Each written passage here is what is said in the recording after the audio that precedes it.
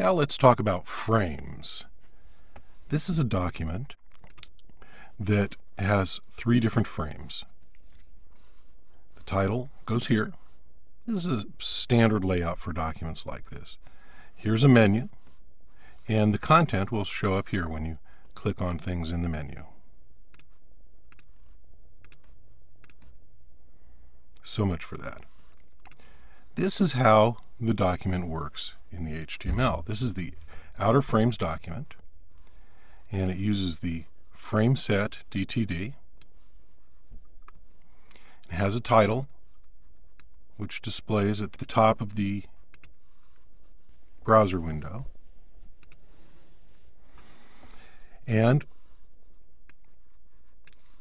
it has a head, but it has no body. Instead, it has frame sets. Each frame set contains individual frames. There's a frame set. Here's a frame, here's a frame, and here's a frame. So there's 3 frames. And we actually have 2 frame sets in this document. We have a frame set that's organized in columns, has 2 columns, and that is this column and this column. And then we have a frame set that's organized in rows, and that would be this row and this row.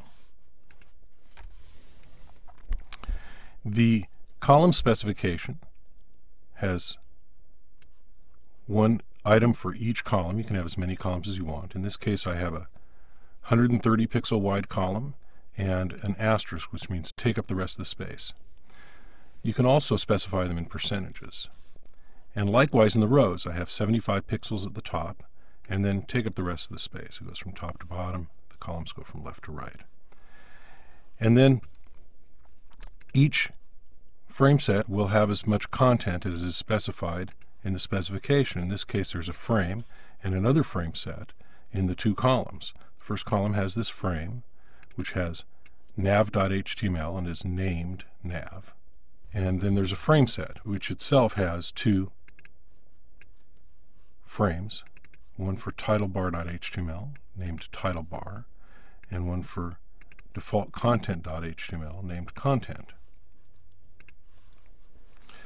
And then the outer frame set also has a no frames section, which is used for browsers that don't understand frames. You'll notice that none of these tags have any content, and so a browser that doesn't understand them will simply ignore them and not display anything.